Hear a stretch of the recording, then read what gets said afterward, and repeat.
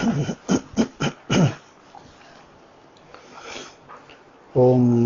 सहनाववतु सहनौ भुनक्तु सह वीर्यं करवावहै तेजस्विनावधीतमस्तु मा विद्विषावहै।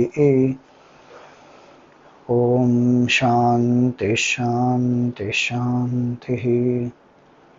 ॐ सदाशिवसमारम्भां शङ्कराचार्यमध्यमाम् अस्मदाचार्यपर्यन्तां वन्दे गुरुपरम्पराम्। श्रुतिस्मृतिपुराणानाम् आलयं करुणालयं नमामि भगवत्पादं शङ्करं लोकशङ्करं। शङ्करं शङ्कराचार्यं केशवं बादरायणं सूत्रभाष्यकृतौ वन्दे भगवन्तौ पुनः पुनः। वसुदेवसुतं देवं कंसचाणूरमर्दनं देवकी परमानन्दं कृष्णं वन्दे जगद्गुरुम्।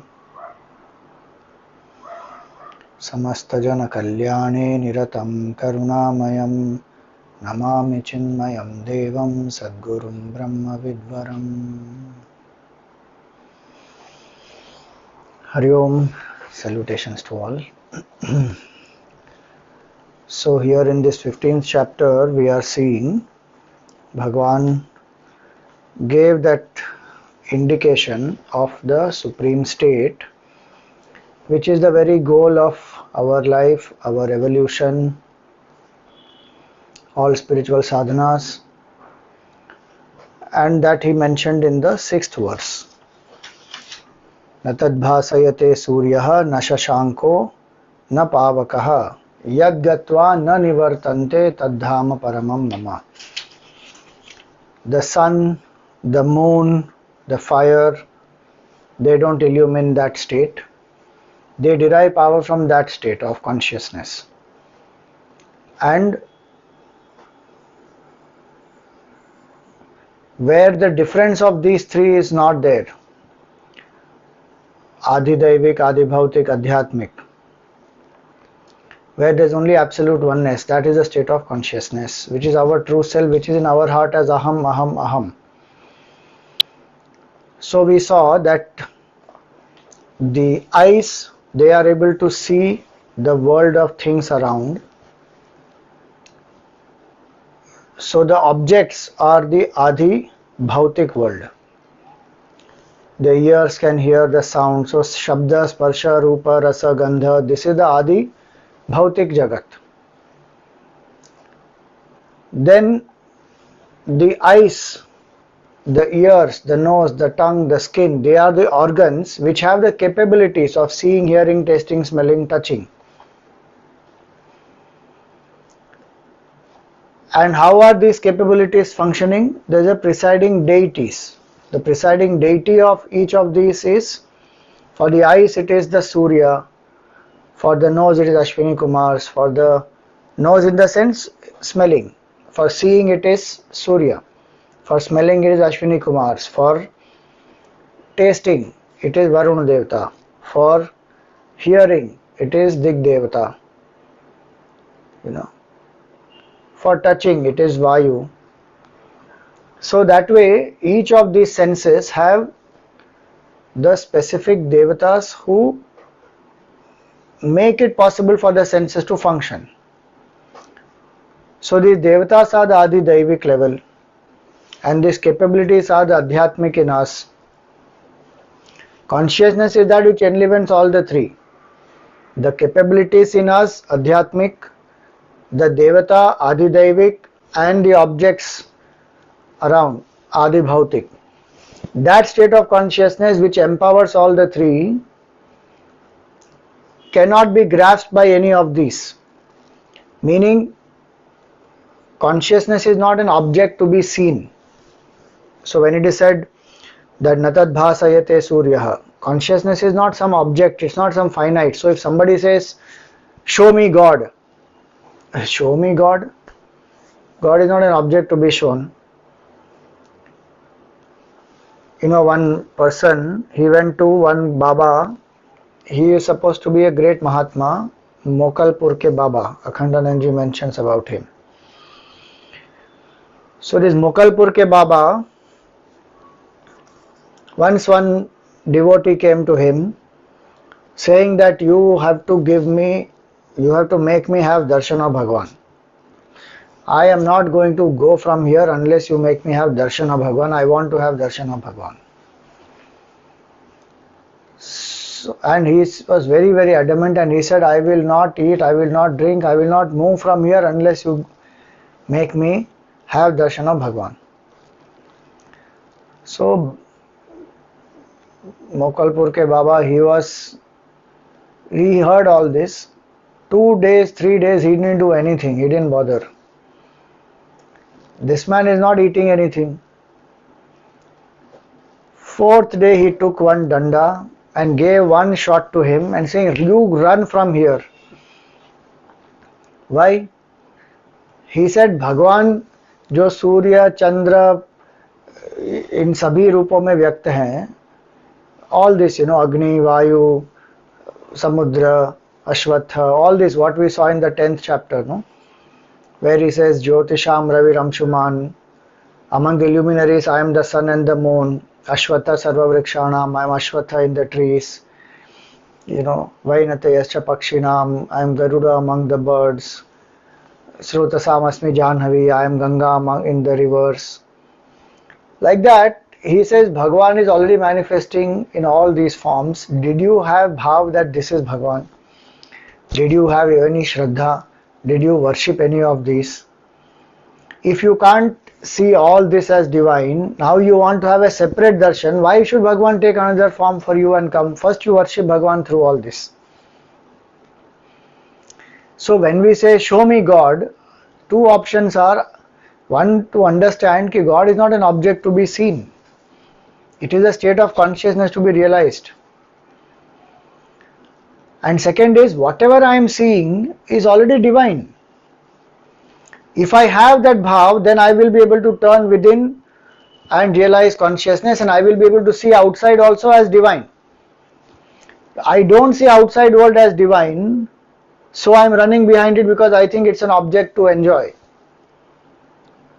And so even if I want to contemplate and meditate steadily and say that I am Brahman, I am consciousness, I may say it, but no feeling happens.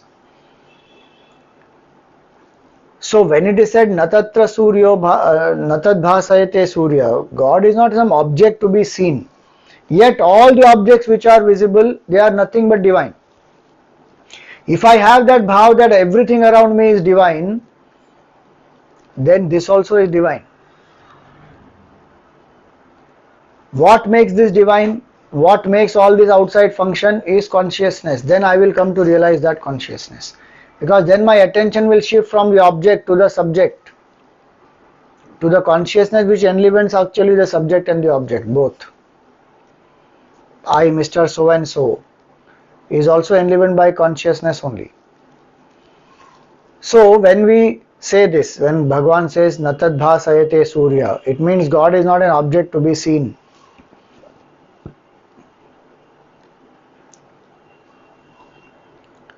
Na shashankaha.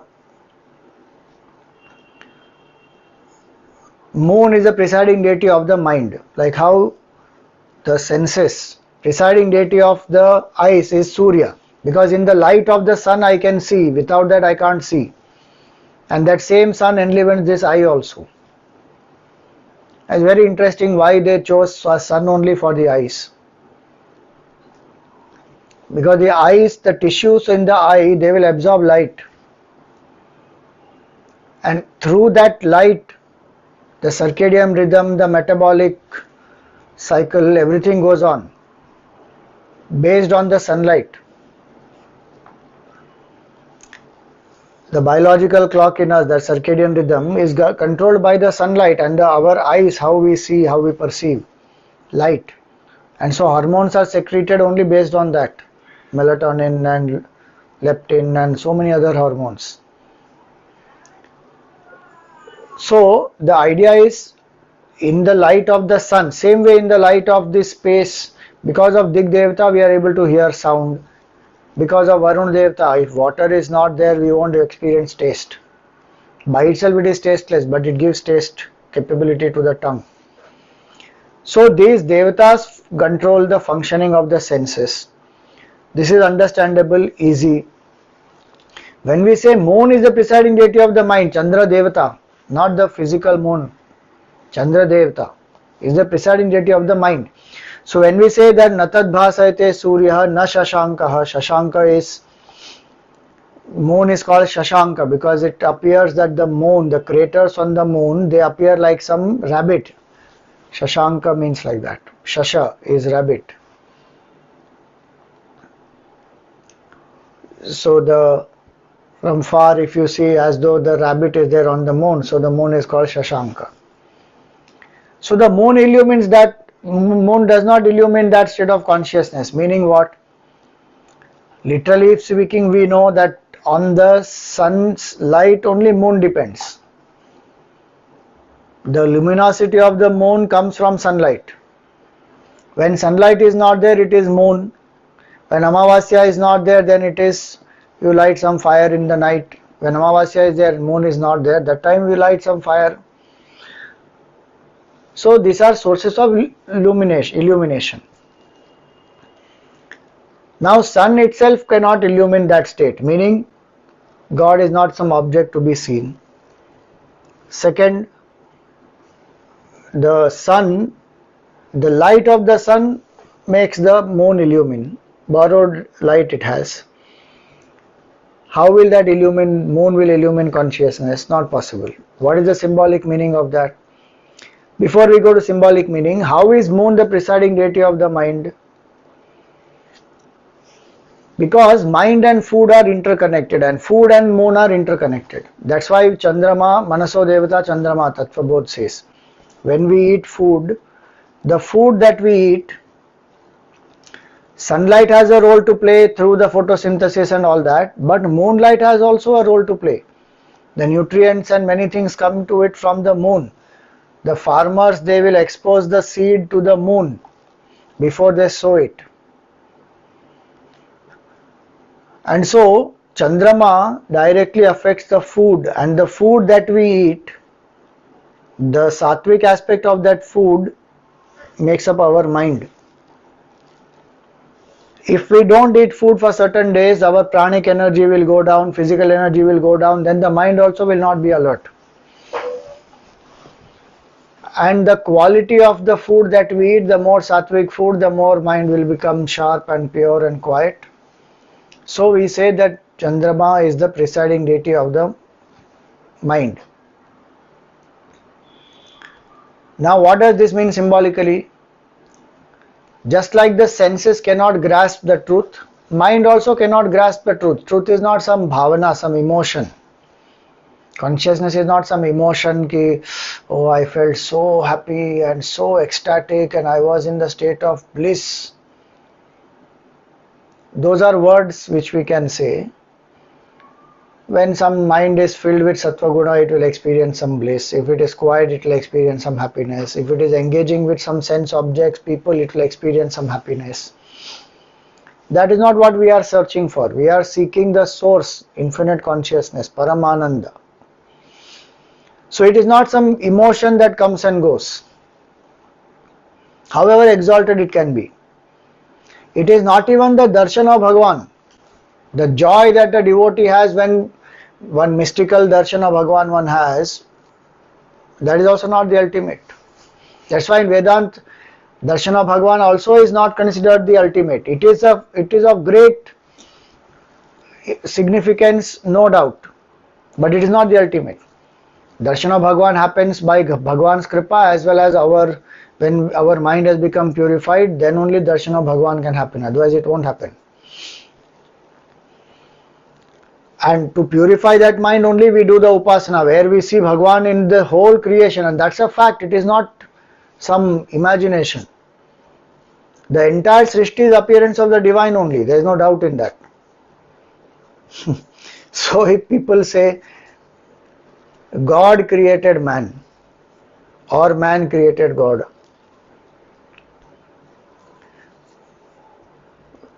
interesting, na, that is. Today a lot of people believe like that. There is nothing called God. God has been created by human being just for controlling the society through fear.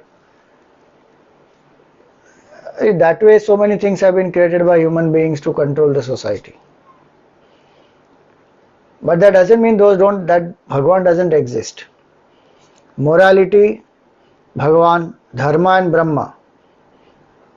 Human beings can discover these. They cannot create these. Think about it.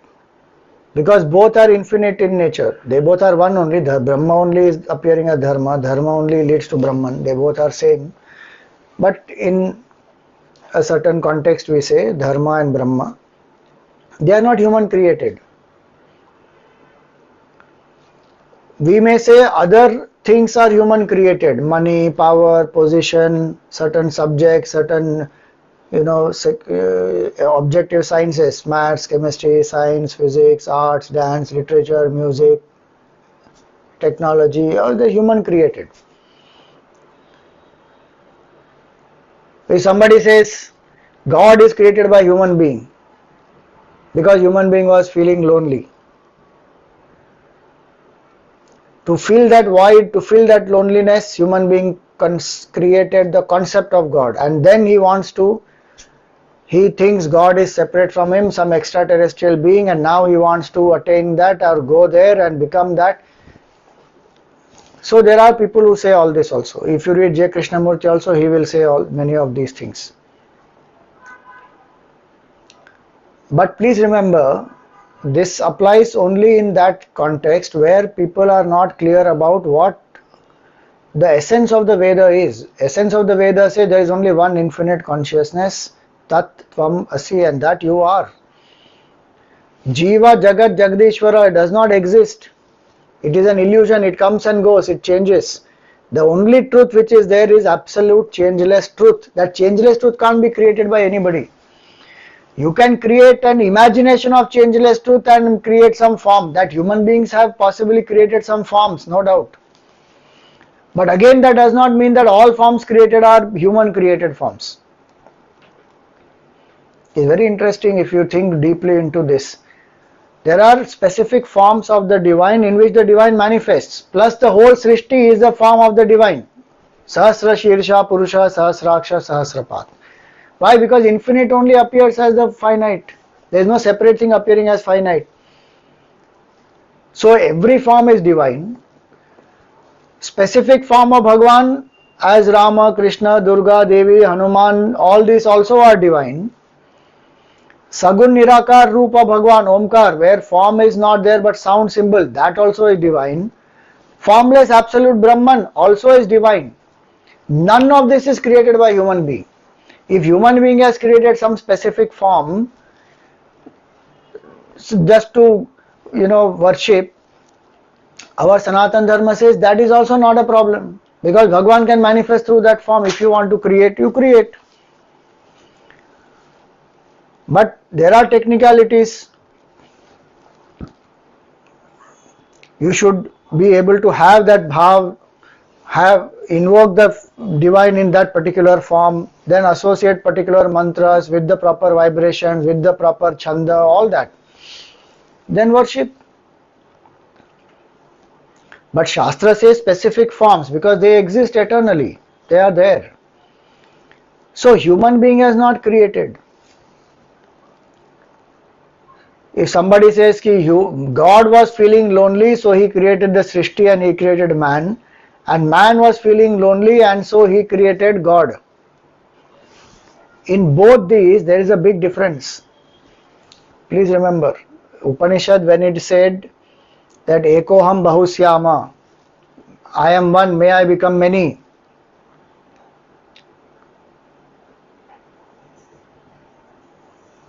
Then what does that mean?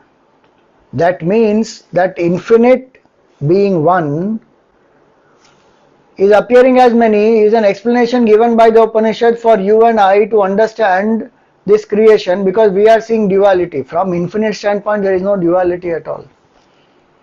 If at all we are seeing duality, if somebody is seeing the dream world, then we say okay, the waker was feeling alone, so waker decided to use the dreaming power, created the whole dream world. That doesn't mean dream world is real. 2, it means actually that everything in the dream world is appearance of that one waker's mind. Everything in this creation is appearance of one consciousness. That is what Vedanta is saying. So who created whom? Infinite is appearing as this. Infinite has not created man. So God created man? No, that's not what Vedanta believes. Advait Vedanta I am saying. God did not create man. Man also did not create God. Khatam. That whole argument only khatam ho jayega udhar. Man, God did not create man. Why? Because God only appears as man. God only appears as the whole Srishti. There is only appearance, there is no creation. God is not sitting up there and then saying, you go down there, I have created you. All this which is there is appearance of the divine only. Gurudev used to say that the effect is nothing but cause in another form. And then if you say that man created God, man cannot create God. How can the finite create the infinite? If you think God is infinite, then that argument is only very flimsy. How can finite, perishable, perishing entity ever produce the infinite? It is such a contradiction. Infinite itself cannot be produced. If it is produced, it is not infinite. So what is God? It is not some form, some imaginary concept, it is not some emotion, it is not some light, it is not some kind of super sensory thing that you experience. It is here and now one infinite consciousness, aham, aham, aham. It is there all the time, everywhere. In some inert equipments it is not throbbing as life because it doesn't have a mind. So only Sat existence is there in that. Where there is a mind, subtle body, there it will manifest as life, response, stimulus, response, all that will happen. So, God, man cannot create God. Man can create some ideas about God. And then people are fighting. Mine is true God, yours is false God. Arey pagal ho kya? You created that concept and you are fighting. Infinite truth is something else only. And that truth is our true nature. That is the best part. That only one has forgotten. There is only one truth. So when we say that the senses cannot illuminate, meaning it is not an object to grasp. Mind cannot grasp it, meaning it is not some experience, not some concept, not some higher state of mind. It is beyond mind. And that's why the Upanishad says that Yan manasa na manute yena ahur mano matam, that which cannot be grasped by the mind, but because of which the mind is able to grasp anything. Tadeva brahmatvam vidhi. Know that to be Brahman. That consciousness enlivens this mind. I am not this mind, I am consciousness. That's what 15th chapter is trying to tell us. Kere, you are not the Jiva, you are Brahman. This body is a tool to perceive the world. Mind is a tool to feel the emotions. Intellect is a tool to think the thoughts. But if I don't see them as a tool, then I am a tool. In today's world, tool means a ullu. This tool is making me a tool. Identification with this tool, I become a tool.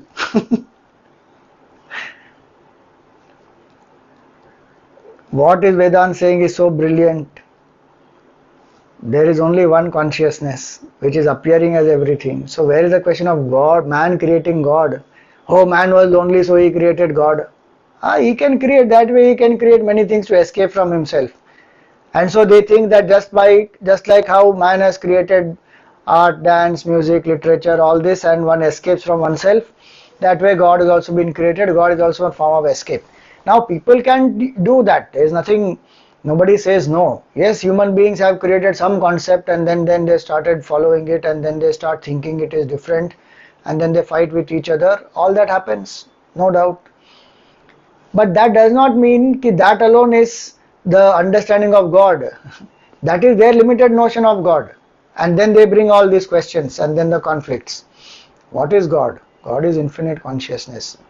Even when the whole Srishti is not there, that exists. So who created whom then? Yato va imani bhutani jayante yena jatani jivanti yasmin prayantyabi samvishanti iti tad brahma vijignyasasva. Know that to be consciousness, from where the whole creation rises, stays and falls. Know that to be God. That is God's state of consciousness. And you just think about it, in the 11th chapter, I don't know whether last class I mentioned this or not, but even if I did, it's okay. Again, we are reflecting on it. In the 11th chapter only we saw that how Arjun described, na, Divi Surya Sahasrasya Bhaved Yuga Paduthita Yadi Bhasadrishi Sasyat Bhasastasya Mahatmanaha. If thousands of suns were to rise at the same time, what would be that brilliance? Arjun says that is the brilliance of this Virat Rupa Bhagavan which he saw, Vishwarup that he saw. And that he is not able to see. That is infinite consciousness. How will one sun illumine that? Even literally speaking, physically external sun. That is consciousness. So the senses cannot grasp it, the mind cannot grasp it. It is because of this consciousness that the mind can feel, senses can act. And he says here, na pavakaha, neither wind, fire, sorry, not wind.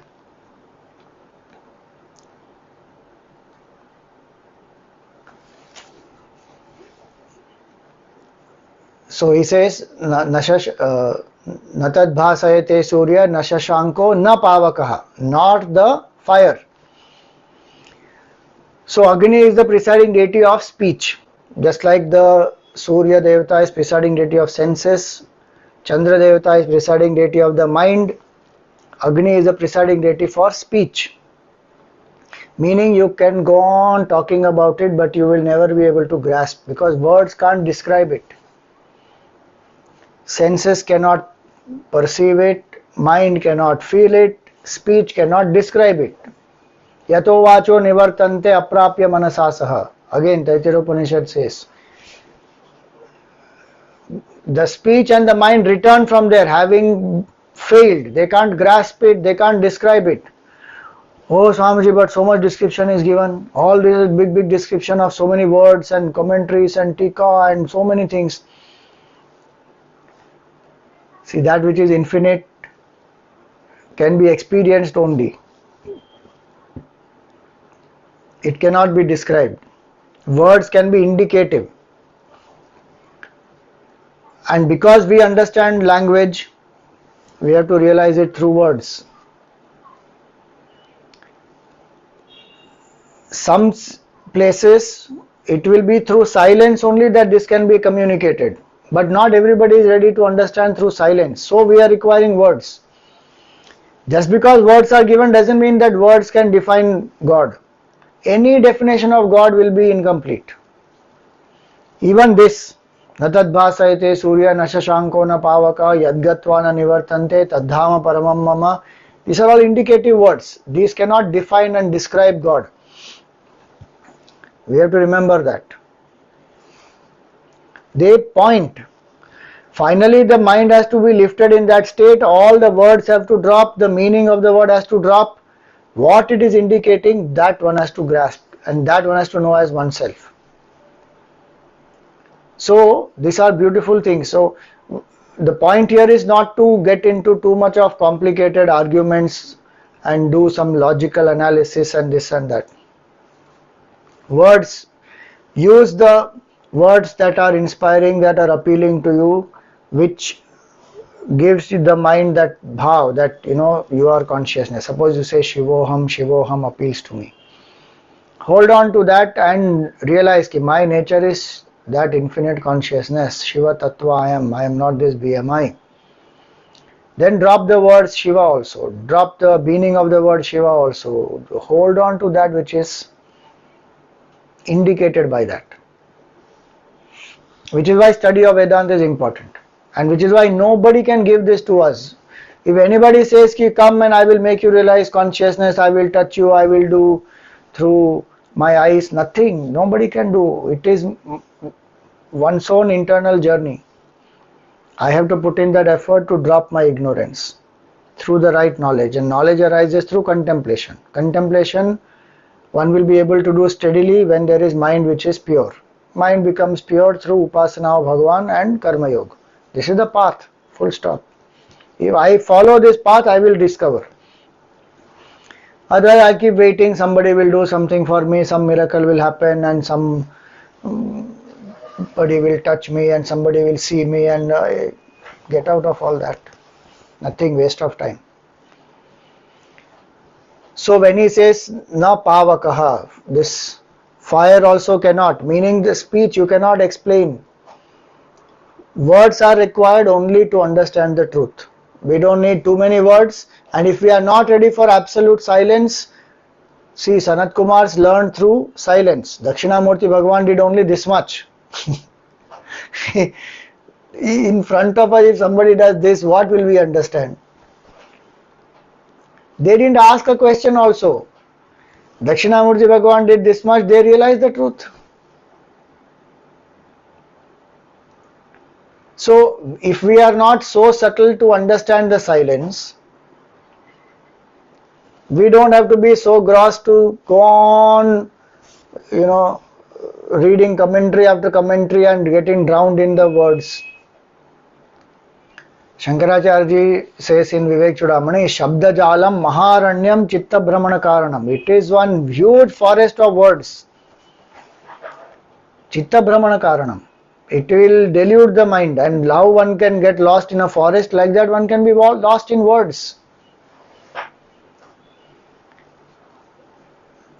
What has to be realized? The truth cannot be grasped by the senses, it cannot be experienced by the mind, it is not something which can be described through speech.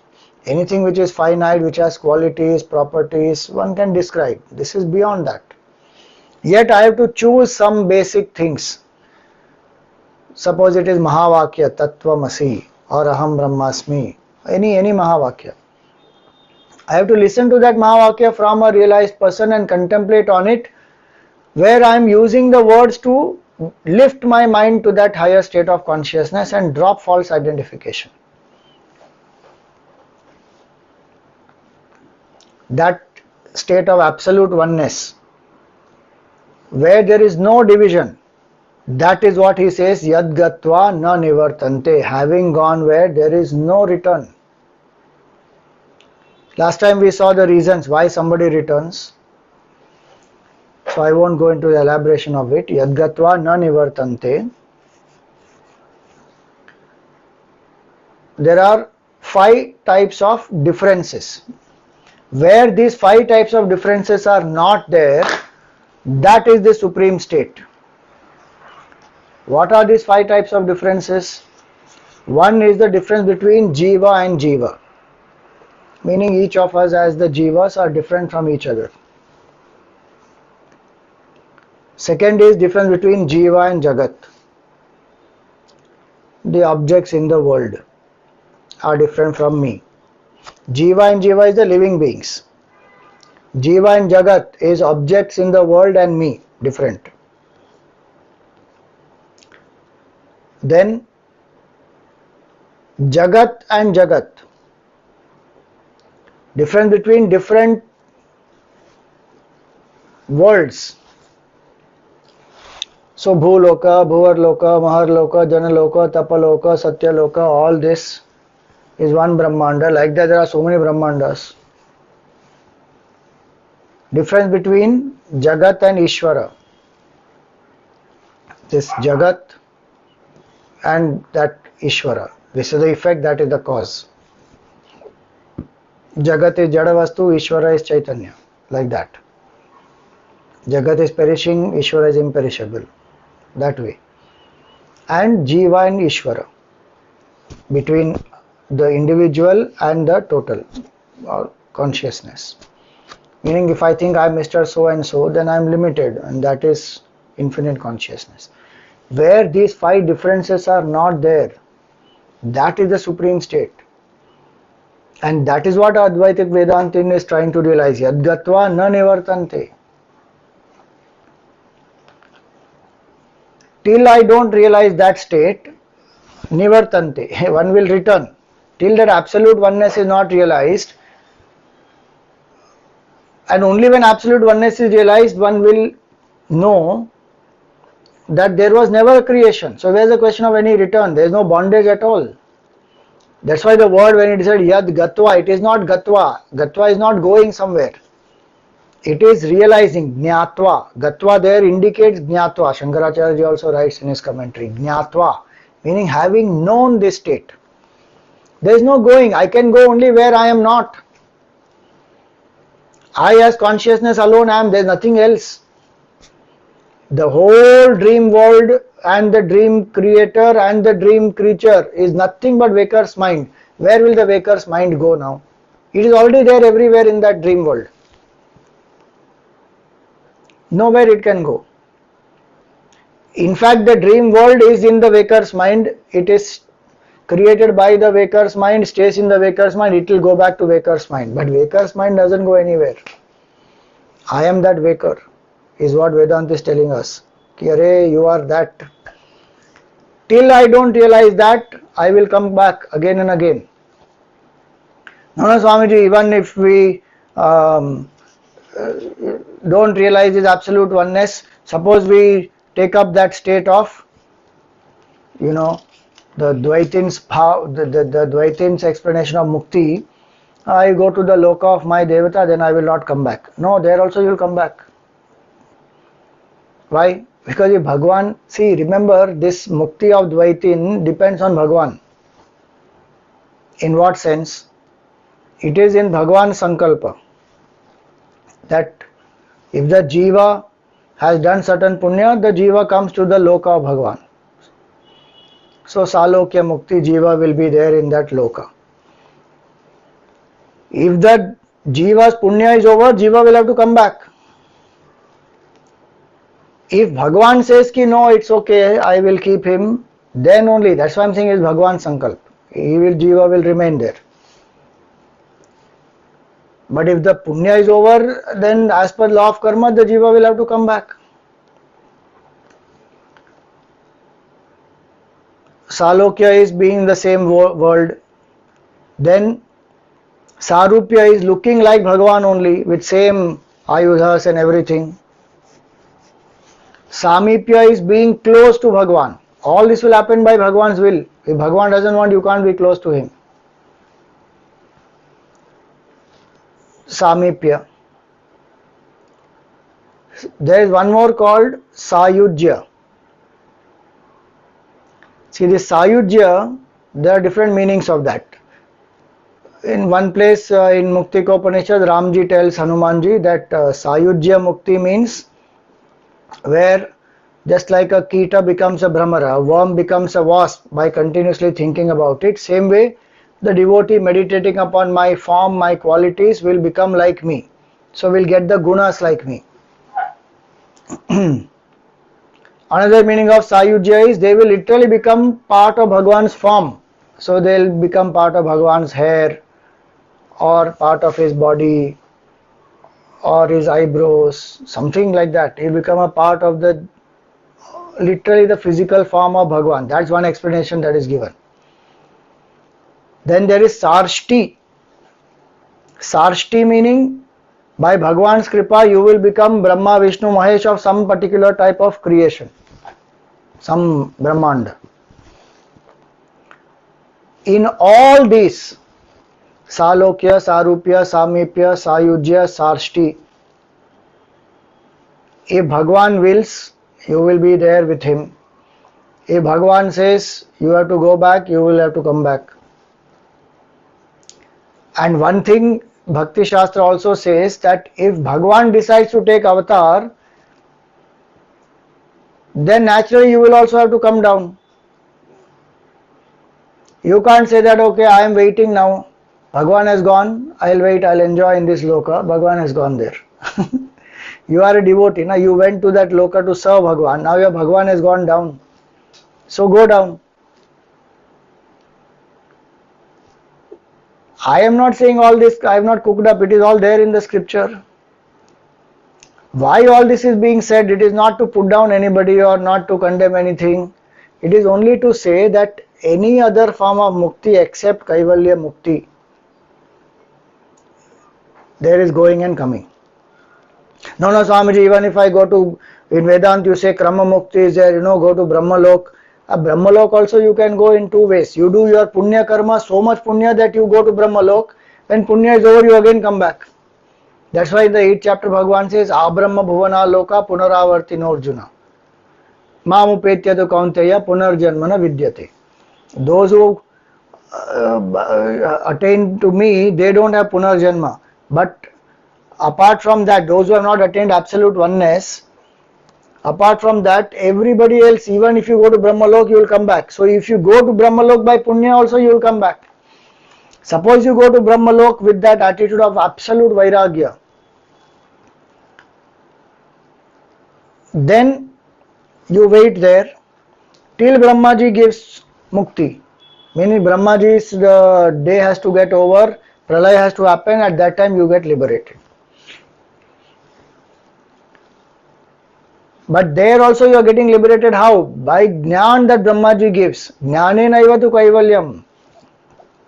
Only through knowledge ignorance can be destroyed, because the whole play is of ignorance. It is not real. That's the point. This salokya, sarupya, samipya, sarshti, sayujya, all these muktis also are in the relative realm. No doubt they are better than this samsara here, but it is still finite existence. When there is an opportunity to realize the infinite, why will I get stuck to finite? For what? Only human life I can attain this. And Bhagavan is saying again and again in the Gita, ki are anityam asukham lokam imam prapya bhajasvamam. This is anitya loka, asukham lokam. There is no sukha here. It is perishable, temporary world. Having come to this and having got a human body, seek me. Bhagavan is telling. Again he says somewhere else, dukkhalayam ashashvatam, in the Gita only. It is a dukkha alay, abode of sorrow this world is. But हम जिद लगा के बैठे, हमको आना है स्वामी जी वापस. अरे भाई साहब, आओ. Why will I want to come back again? Look at the condition of this world. But ठीक है, if one has desires, one wants to come, it's your choice. One can come back. But if one says, no, I have had enough, I have seen enough, I got this human opportunity to realize Brahman, why will I squander that opportunity? Absolute oneness when I can realize, why will I settle for anything less? So Bhagavan says here, Yadgatva na nivartante, having discovered which, that's absolute state of consciousness. Ignorance can go by knowledge. And that knowledge is what one has to get. Yadgyatva means yadjnatva. Only knowledge I need. Think about it. One drunkard was there. He had put his son on his neck.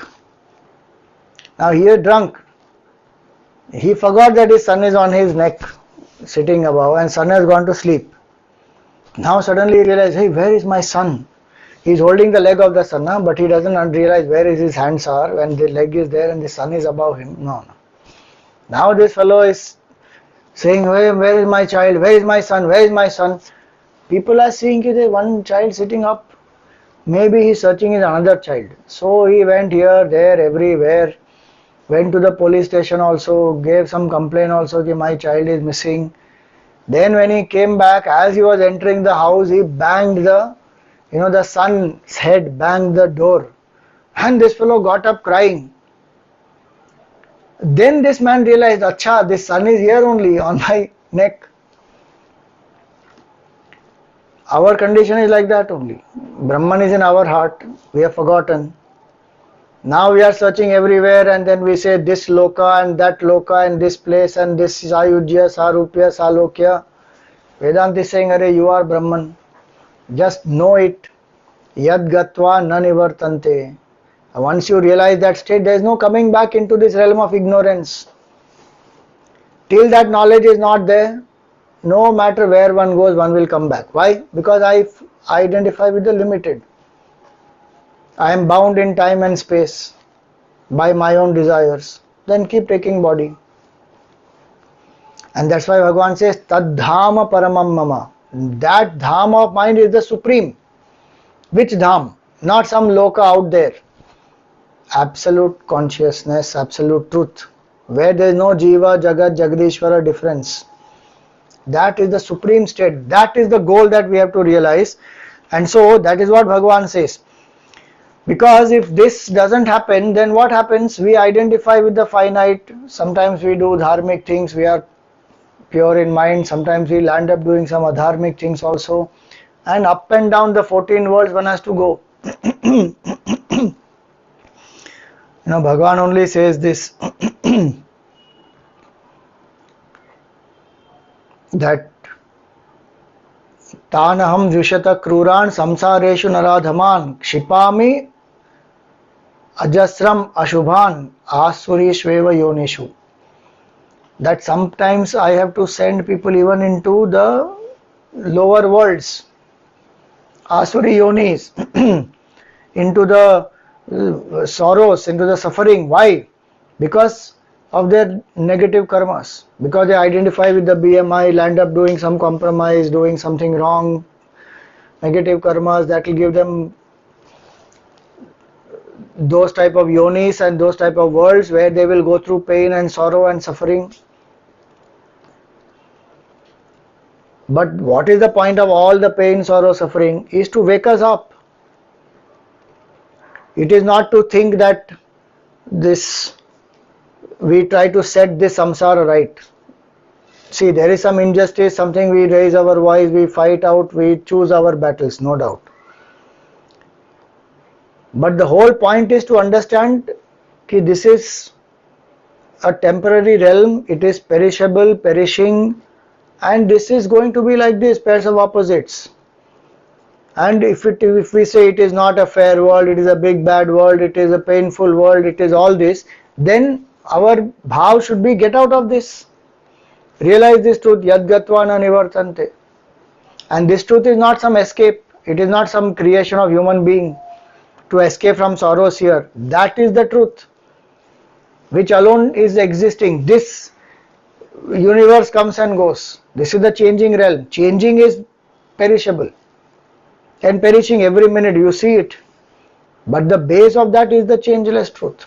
That is not somebody's imagination. That is not caused by some theory. That is the fact. This is illusion. Now we are holding on to this and questioning that. One interesting story is there was one sadhu who was meditating in the forest. As he was meditating, he suddenly felt some sensation in his hands. So he thought it's the mind playing some trick, He didn't bother, he continued. Again after some time he felt some sensation. So he opened his eyes and he saw that there's one mouse, very, very terrified, scared, and that mouse is looking up to this, shivering as literally, So the sadhu saw his mouse, why is it so scared? And he looked around, he saw that there was a cat.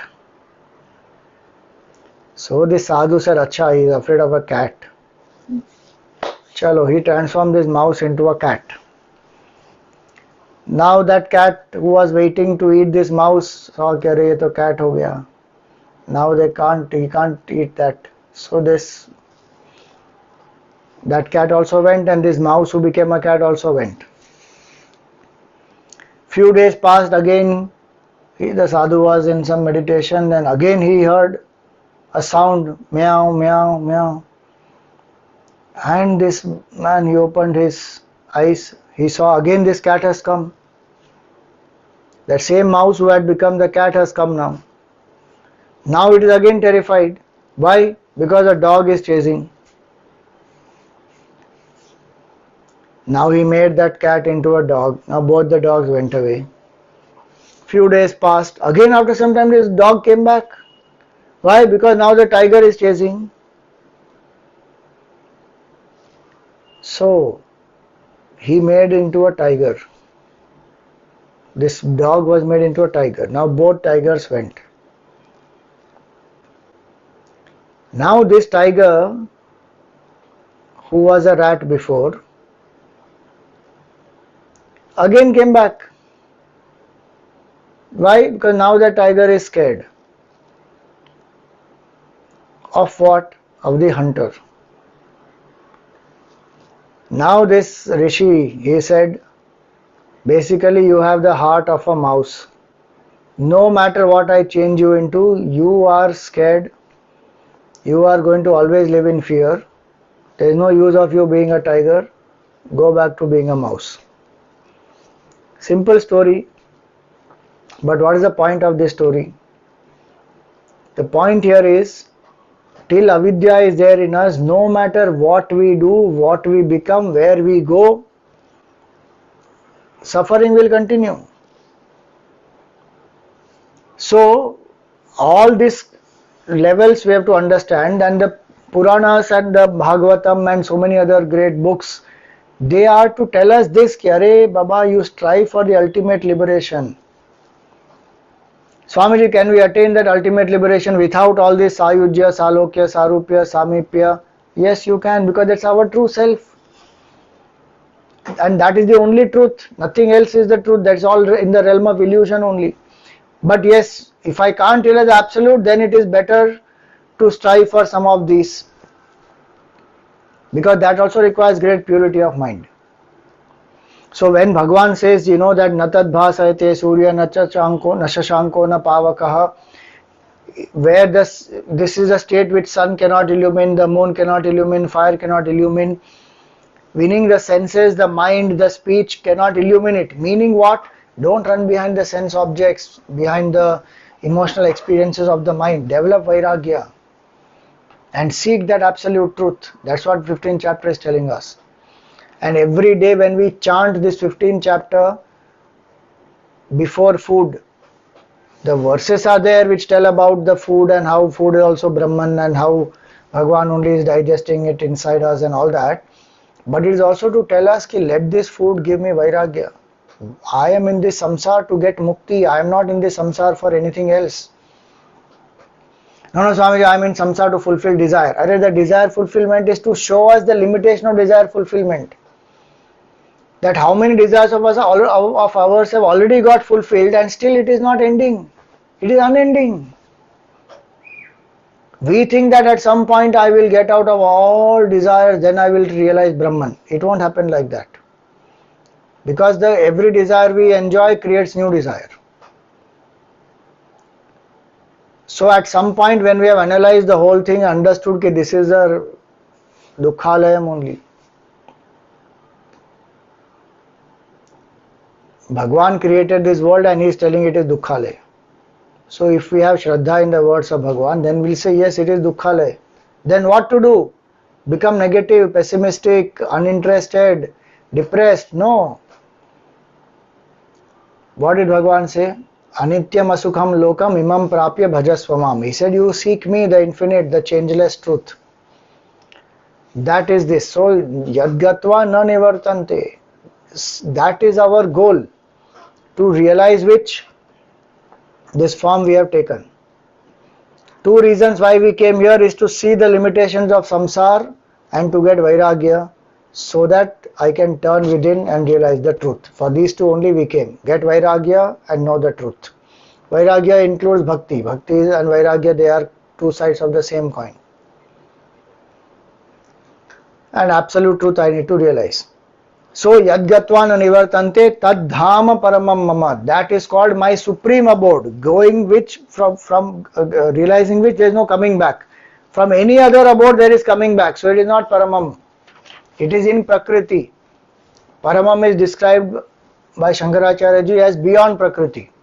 So this Salokya, this Goloka, Vaikuntha Loka, Kailasa Loka, Swananda Loka, these are all inside Prakriti, in the realm of creation. That infinite consciousness is a state beyond all changes. It is our true self. And so he says, Yad gatva na nivartante tadhama paramam mama. Now, having said this, who is this Jiva? Is that Jiva completely different from from Bhagavan? We think at the moment like that. I and God are totally different. From that state to the state where I and God are absolutely one, there is no difference. How will I realize? So in between there is this level which says, no, you are not completely different from the divine, you are a part of the divine. You are Amsha of the divine. See the 7th shloka. Mamaivamsho jiva loke jiva bhuta sanatanaha manashashthani indriyani prakritisthani karshati. Mamaivamsho jiva loke. Bhagavan says, Mama eva amsha, my own amsha. Jiva loke, in this world of jivas. Jiva bhuta sanatanaha. One part of me has become the jivas, meaning each jiva is a part of me. And the jiva is sanatan. Why jiva sanatan? In what context? It's not that, jiva will eternally go on, and so there is no Kaivalya Mukti for the jiva. No, this is in a limited context. It is said jiva is sanatan. Why? Because bodies can keep changing. One body is created, it will die, another body created, die. But that entity who is taking bodies keeps going on and on and on. And it will go on like this. Even after Srishti, Sthiti, Laya happens, meaning creation, sustenance and destruction of the whole Srishti happens. Everything goes into unmanifest. Again the Jiva will continue in the next cycle of creation. So it is going on Sanatan. Till when? Till one doesn't realize absolute truth. Manashashthani indriyani prakritisthani karshati. This 5 senses and 1 mind. Together this is called the senses are called the Bahishkarana, and mind includes mind, intellect, memory, ego. That is called Antakarana. This consciousness reflecting in this Antakarana is what is the bhav that we have, I am the Jiva. Meaning sun reflecting in 1 bucket of water. That reflected sun is what we think of ourselves. I am the consciousness reflecting in the subtle body, and that feeling of I am Mr. So and so arises because of identification with the subtle body, with the gross body. So I think I am that. But the fact is I am actually the sun. I am not the reflection. I am not the water. I am not the body, the bucket. Who am I? I am consciousness. I am not even part of that. I am consciousness. That we have to remember. That's what Vedanta is saying. So, but don't know this, so then I think I am this reflection. This is what this shloka is saying. Because I have forgotten who I am, now I am identifying with this subtle body and drawing to myself, Manashashthani indriyani prakriti sthani karshati. Identified with the prakriti, I have drawn to myself this gross body and subtle body. Based on what? My ignorance and causal body. Because I don't know the truth, there are different vasanas which are there. To fulfill those vasanas, I need particular types of subtle body and gross body. Now I am lost in the creation. This shloka is not to say that there is actually a division in the consciousness, and the consciousness has divided itself into so many parts, and each of us is small part. Because many people quote this shloka for that, saying, see, Bhagavan is saying, you are my Amsha. So the Dvaitin will say this shloka means what? You and God are eternally different. You are a small part of that God. You will never be one with that God. God is a master, you are the servant. Wave is the total, is a individual, and the ocean is the total. Individual can never be equal to the total. You will always be servant of God. So one interpretation will be given like that. One will be, no, you are not totally different. The qualities of the whole are in the part. The qualities of the ocean are in the wave also. So you are an Amsha of Bhagwan and you have got separated from Bhagwan. Now you have to go back to the Loka of Bhagwan. Then all the Salokya, Sarupya, Samipya, Sayujya, all that. But please remember, we are talking about Advaita Vedanta, we are talking about infinite consciousness. There cannot be part in that consciousness, there can't be small parts. So when he says Mama Eva Amshaha, it is because of ignorance that I feel separate. It is not real. See, the example given is, it is not like the pot, pitcher, cup, saucer have been actually made from mud and they are different.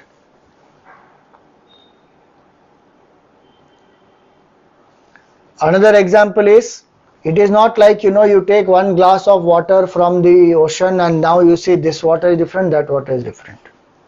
Meaning that is ocean, this is just a glass of water. That is all possible in the finite. This is not like that. Then how is this? The example given for this is the pot space and the outer space, Ghatakasha and Mahakasha. That is the explanation that has been given. The Mahakasha, the outer space, appears to be conditioned by a pot. So there is a pot space inside. Can we actually say that the pot space is different from the outside space? No. Only the conditioning is making it appear. Even while it is a small so-called pot space, it is nothing but Mahakasha only. Can we say that the pot space, because it is there, it has got separated from the main space? No. You can say, because there is no separation possible in the space. Can we say it is totally different from it? No. Can you say it has got separated, now it has to go and merge, so break the pot, now what has happened? Now this has merged into that. No, it is not like that.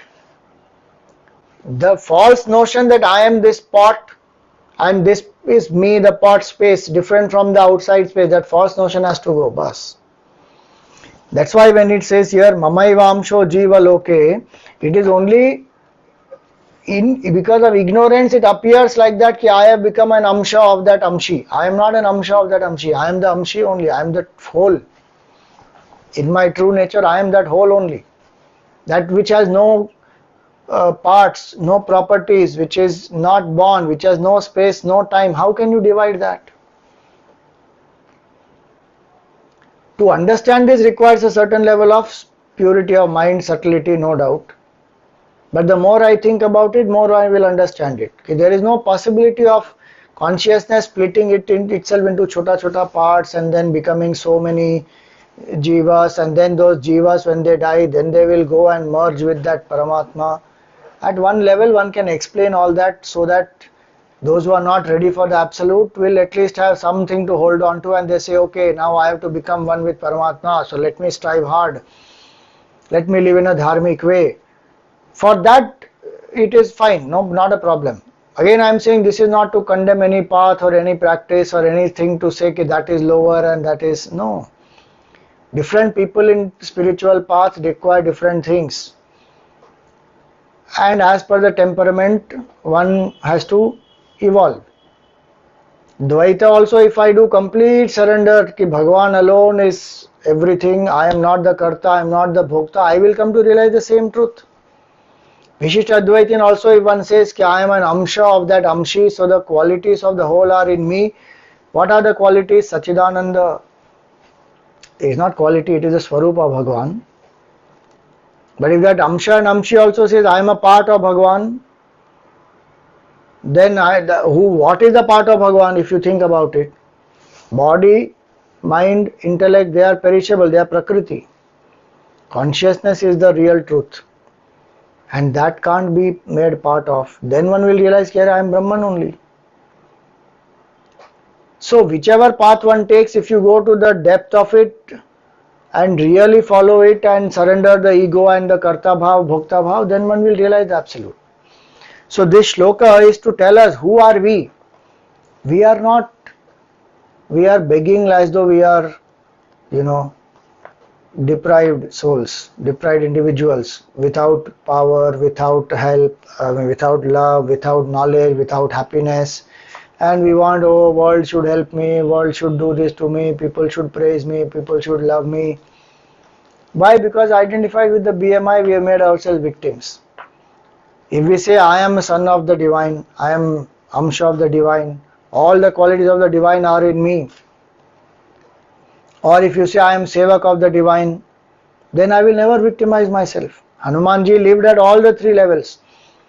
He said, Deha Buddhya Dasosmi, at the body level, I am your servant, you are my master. So everything he did was for Bhagwan Ram.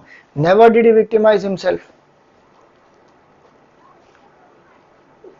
Jiva Buddhya Twadamshaha, he says at the level of the Jiva, individuality, I am a part, you are the whole. So all your qualities which you have are there in me also. Ichha Shakti, Kriya Shakti, Jnana Shakti, they all are in me.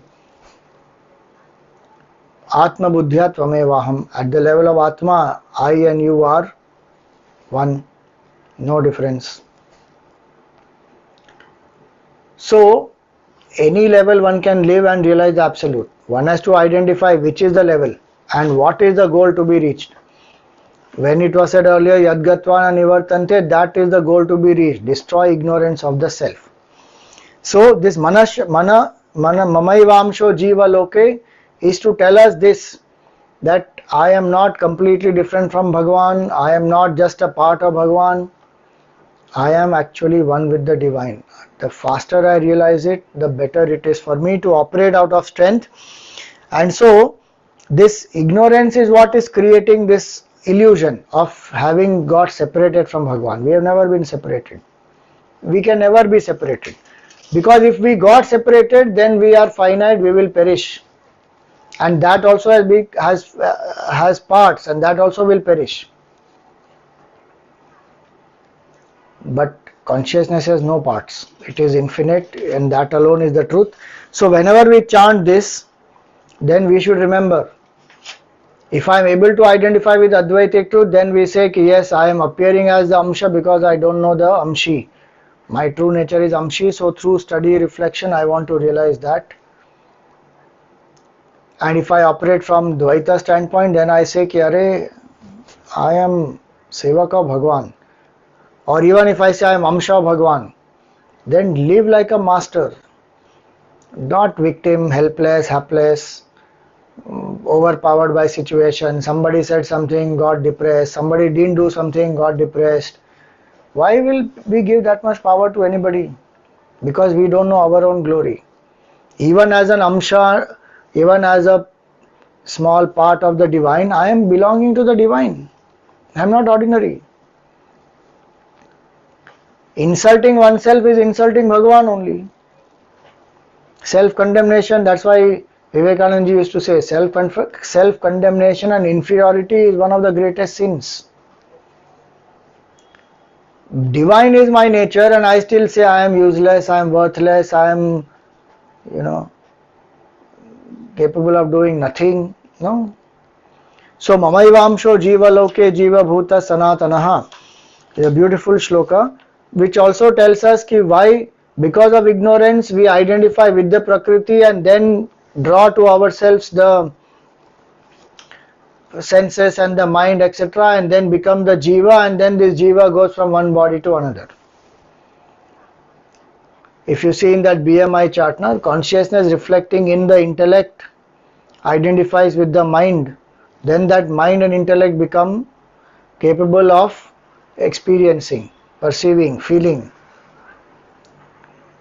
And that entity is called PFT, perceiver, feeler, thinker, the Jiva, which then identifies with a particular body, takes new bodies as per its own vasanas and desires, and the cycle goes on.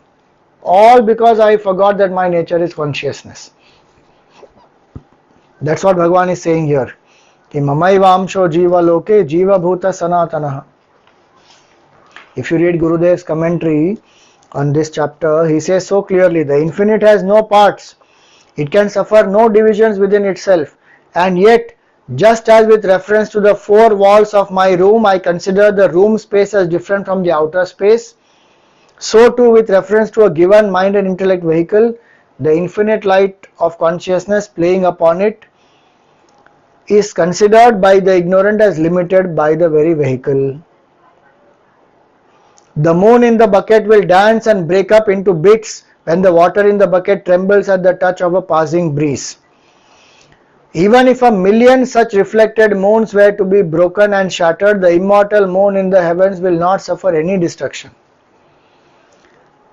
Similarly, the egocentric personality, Jiva, born out of consciousness, playing upon a given subtle body, suffers no limitation.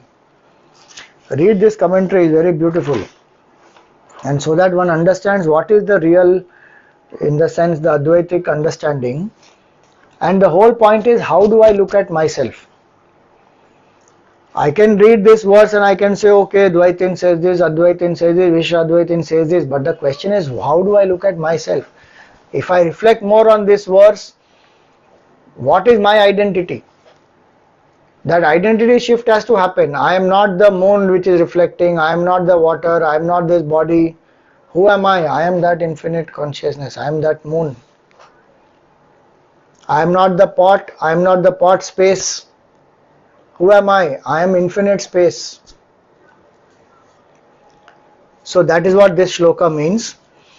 Now, having explained about this jiva, that how forgetting one's nature, now this jiva has identified itself with the subtle body, gross body, subtle body now. The next shloka onwards it will say gross body. Shariram yadavapnoti yachapyut kramatishvaraha grihitvaitani sanyati vayurgandhani vashayat. This subtle body then takes more new gross bodies based on its own desires. More about that we will take up in our next class. For today we will stop here. Thank all our Yajmans.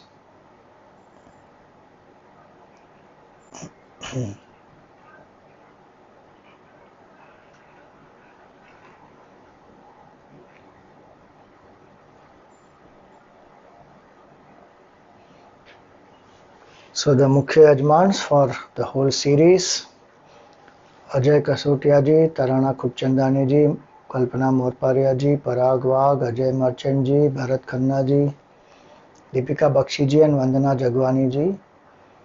The Aarti Yajmans for all the sessions: Vinnu Munshi ji, Deepti Gandhi ji, Jyotsna Nevatia ji, Rashmi Anand ji, Rajan Saxena ji, Vipul Dalal ji, Hemant Kumar ji, Nalini Kaya ji and Sudhir Merchant ji. Today's Dainik Yajmans: Monica Vikram Malkani ji, Hema Akshay Vani ji, Anuradha Pitti ji and Daksha Kilawala ji. And today's Aarti Yajmans: Jai Shri Mohan ji, Mrinal Thorat ji, Shantanu Dablis ji and Manjari Ved ji. So we invoke Bhagwan's grace, Gurudev's blessings on the Yajmans, their families and everyone present here.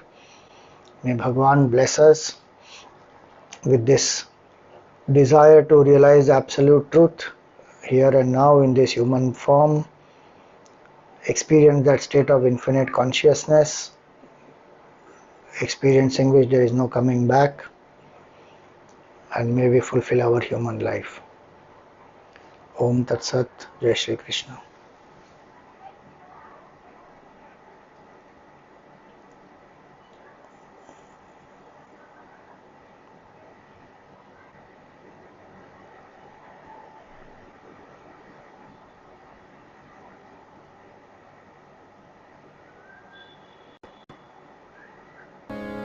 ॐ जय भगवद्गीते मैया जय भगवद्गीते हरिः कमलविहारिणि सुन्दर सुपुनीते ॐ जय भगवद्गीते कर्म सुमर्म प्रकाश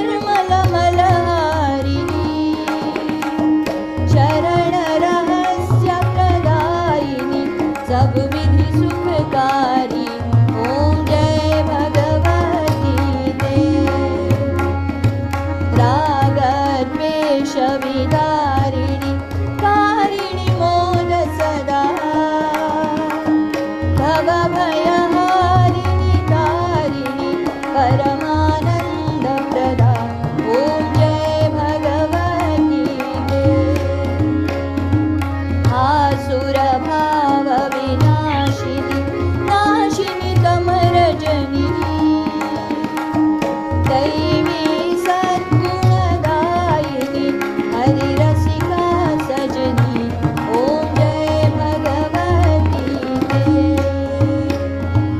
समता त्याग सिखावनी हरिमुख की बानी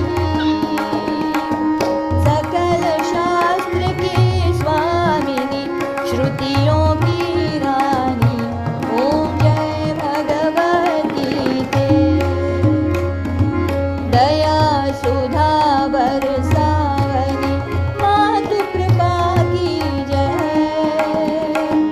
हरि पर प्रेम दान कर अपनों कर लीजय ॐ जय भगवती ते ॐ जय भगवती ते मैया जय भगवती ते हरिया कमल विहारिणी सुंदर सुपुनी ते ॐ जय भगवती ते ॐ जय भगवती ते ॐ जय भगवती ते बोलिए गीता मैया की जय।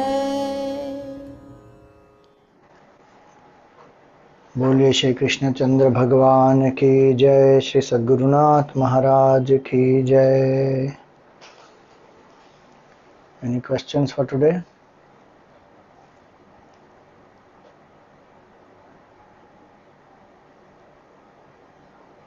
Okay.